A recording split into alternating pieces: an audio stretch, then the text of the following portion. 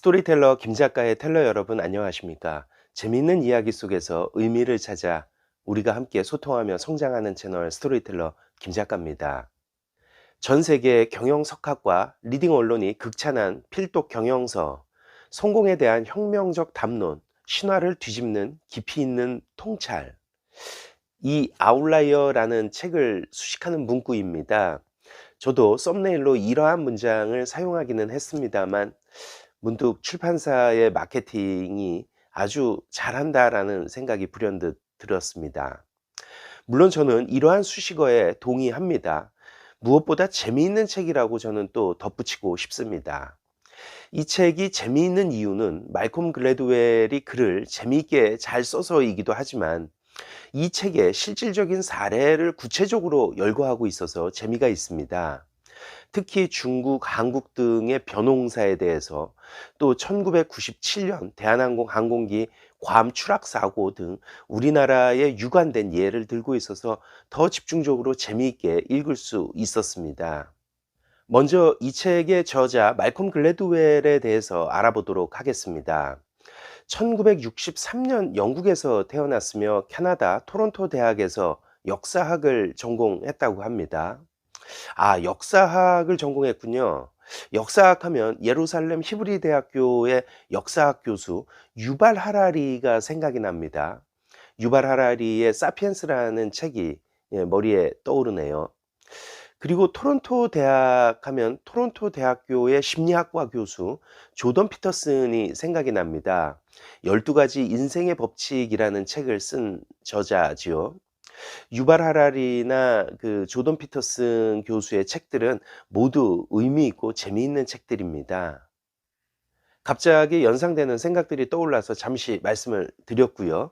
말콤 글래드웰은 캐나다에서 미국으로 넘어와서 워싱턴 포스트 뉴욕 지부장을 하였습니다.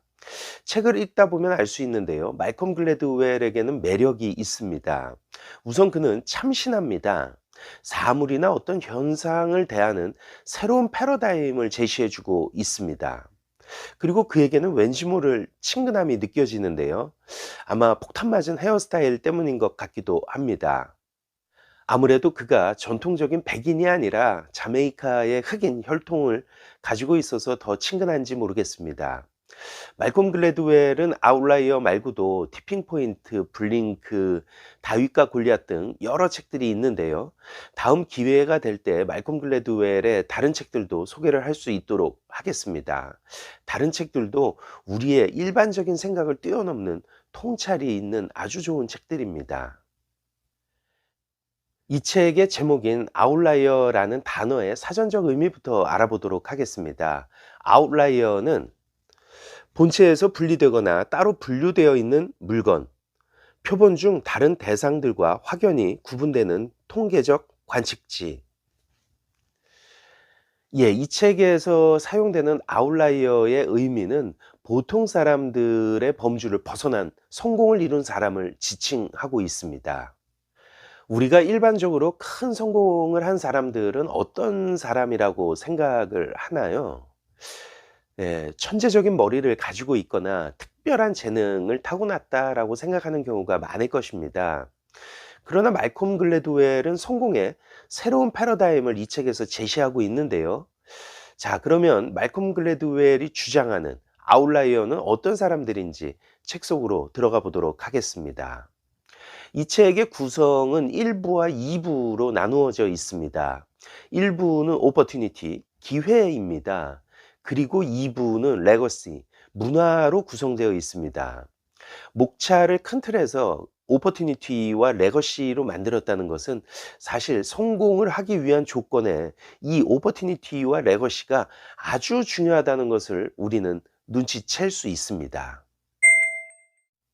제1부 오퍼튜니티 기회에서는 캐나다의 하키 선수들 이야기로 시작을 합니다. 지구상에서 가장 하키에 미친 나라인 캐나다의 엘리트 하키 팀의 선수들을 기준으로 출생월을 비교하였다고 합니다. 그런데 선수들의 40%는 1월부터 3월 출생이고요. 30%는 4월부터 6월, 20%는 7월부터 9월, 10%가 10월부터 12월 출생이라는 것입니다. 어째서 1월부터 3월 출생 아이들이 유독 하키를 잘하게 되는 걸까요? 그 이유는 이렇습니다. 캐나다에서는 매년 1월 1일부터 12월을 기준으로 해서 그 해 유소년 선수를 선발해서 훈련을 시킵니다. 예를 들어 9살 아이들 사이에서 1월 출생한 아이와 12월 출생한 아이의 발육 상태는 차이가 있을 수밖에 없습니다. 1월에서 3월 출생한 아이들이 성장 발육이 조금이라도 좋으니 선수 선발의 확률이 높고, 선수로 선발된 아이들은 또 집중적인 교육을 받으니 좋은 선수로 성장할 수밖에 없다는 것입니다. 재미있지 않습니까? 저만 재밌나 봅니다. 아무튼 이러한 사례를 다른 곳에서도 찾아보았는데요. 캐나다 다른 하키팀을 봐도 똑같은 결과였다고 합니다. 영국은 축구의 나라죠. 영국에서는 9월 1일자로 출생 기준을 정하는데요. 프리미어 리그 출전 선수들의 대다수가 9월에서 11월 출생 선수였다고 합니다. 저는 이러한 결과에 소름이 돋고 참 재미가 있었습니다. 이처럼 작은 차이, 단지 1월에 태어났다든지 9월에 태어난 것으로 시작을 해서 점점 더 큰 차이를 낳는 기회로 이어지고, 그것은 또 다른 기회로 이어져 결국은 그들은 천재적인 아웃라이어가 되었다는 것입니다. 처음부터 결코 그들은 아웃라이어가 아니었다는 것이죠. 여기서 우리가 깊이 생각해 봐야 하는 부분이 있습니다. 우리는 사람들에게 너무 성급하게 실패의 딱지를 붙인다는 것입니다. 또한 성공한 사람들에게는 지나치게 환호를 보내지요. 하지만 이 경우에서 보면 누가 성공하고 누가 그렇지 못할지 어떻게 결정되었습니까? 실패한 사람들이 선택을 한 건가요? 아니죠. 우리 사회가 만든 겁니다. 1월 1일을 기준으로 아이들 선발 선수를 했기 때문에 12월 달 출생 아이들이 실패를 더 많이 감수하게 된 것입니다. 이러한 일이 벌어지지 않는 유일한 나라가 있다고 합니다. 덴마크입니다.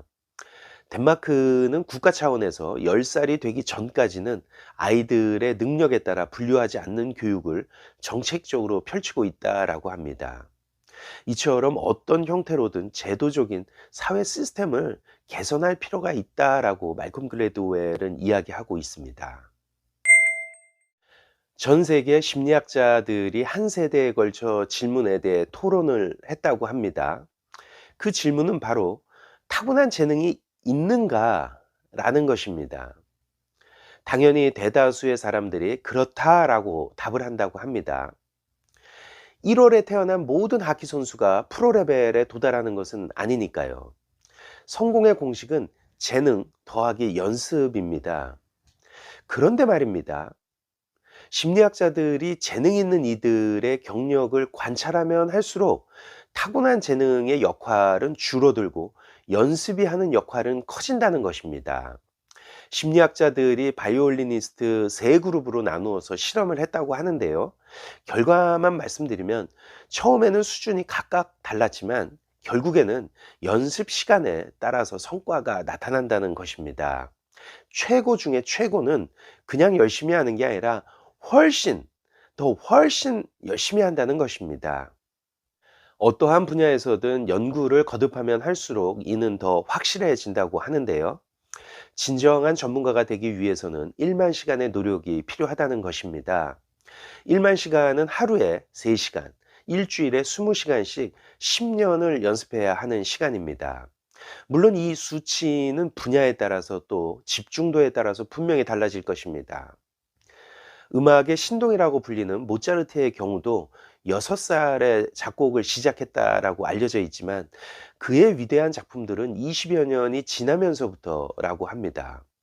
그러므로 모차르트의 재능은 오히려 늦게 개발되었다라고 평가한답니다. 또 비틀즈의 경우도 마찬가지라고 합니다. 무명 시절 스트립 클럽에서 일주일에 7일 밤새 연주를 했다고 하는데요. 당연히 실력이 좋을 수밖에 없을 것입니다. 다음으로는 빌 게이츠 이야기입니다.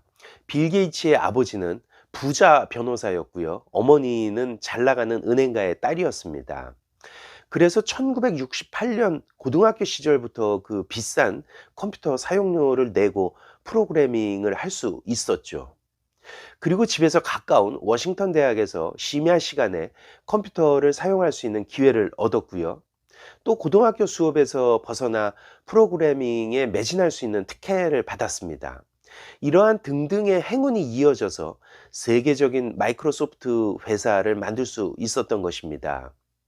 물론 여기에 더해서 빌 게이츠도 1만 시간 이상의 시간을 컴퓨터와 함께 열심히 보냈습니다. 그리고 마지막으로 빌 게이츠는 시대적인 타이밍도 잘 맞아 떨어졌는데요. 1975년을 개인 컴퓨터 혁명의 여명기라고 하는데요. 1955년생인 빌 게이츠는 1975년 20대 초반으로 열정적인 퍼스널 컴퓨터 시대를 열어가게 되는 것입니다. 이는 애플의 창시자 스티브 잡스도 그러한데요. 스티브 잡스는 나중에 실리콘밸리의 중심지가 될 샌프란시스코에서 살았습니다. 또 스티브 잡스 옆집에는 슐렛 패커드의 엔지니어들이 많이 살고 있어서 어릴 때부터 그 사람들로부터 전자 분야에 대한 정보를 많이 접하고 들었다고 합니다. 그리고 스티브 잡스도 1955년 출생이라는 것입니다. 이처럼 일련의 상황을 잘 맞춰보면 참 재미있는 결과들이 많이 있습니다. 1921년에는 재능 있는 IQ 높은 이들을 선정해서 막대한 지원금을 받으며 아주 장기적으로 캘리포니아에서 연구가 이루어졌다고 합니다. 그러나 그 어린 천재 집단, 결국은 다른 집단과 차이가 없었고 뛰어나지도 않았다는 결론이 내려졌다고 합니다. 이처럼 우리가 천재라고 생각했던 사람들은 천재로 남아있지 않았으며 지능과 성취도 사이에는 그 어떠한 상관관계도 없다는 것이 밝혀졌다고 합니다. 그래서 심리학자 베리 슈워즈는 학교의 복잡한 입학 과정 대신 일정 수준 이상의 지적 수준이라면 그 사람들 안에서 추첨을 통해서 학생을 선발하는 제도를 권하기도 합니다. 그런데 이와 똑같은 말을 누가 했었는데요? 하버드 대학교 정치철학과 교수 마이클 샌델이 공정하다는 착각이라는 책에서 말을 했었죠. 제 채널에서도 이 책을 소개했었는데요. 미국의 대학이 돈으로 정문, 뒷문, 연문 등의 패단이 심화되니까 일정 수준 이상의 학습 능력만 갖춘 학생이라면 그들 중에서 제비 뽑기를 하자는 것이 마이클 샌델의 제안이었습니다. 베리 슈워즈와 마이클 샌델은 같은 말을 하고 있지만 사실 의도에는 차이가 조금 있습니다. 정치철학과 교수인 마이클 샌델은 대학 졸업으로 얻어지는 성공이 제비뽑기를 통한 행운이며 그에 따라서 성공에 겸손해져야 한다는 의도에서 한 말이었습니다. 아무튼 베리 슈워즈나 마이클 샌델은 본인들의 이러한 제안이 사회에서 받아들여질 리 없다라고 생각을 했을 것입니다. 하지만 말콤 글래드웰은 베리 슈워즈의 생각이 완벽하게 옳다라고 말하고 있습니다. 지금까지 아웃라이어의 일부 오퍼튜니티를 살펴보았습니다. 여기서 우리는 성공이 다양한 기회의 조합으로 이루어져 있다는 사실을 알게 되었습니다. 언제 어디서 태어났는지, 부모의 직업은 무엇인지, 또 양육 과정에서 어떤 교육을 받았는가 등의 요인에 따라 누군가 세상 속에서 얼마나 잘해 나갈 수 있는가가 결정된다는 것입니다. 다음 시간에는 아웃라이어 2부 레거시에 대해서 알아보도록 하겠습니다. 우리의 문화적 유산을 분석해서 성공하는 사람들이 왜 성공하는지, 또 지금 하고 있는 일을 어떻게 하면 더 잘할 수 있는지에 대해서 대답을 한번 찾아보고자 합니다. 지금까지 재미있는 이야기 속에서 의미를 찾아 우리가 함께 소통하며 성장하는 스토리텔러 김 작가였습니다. 감사합니다.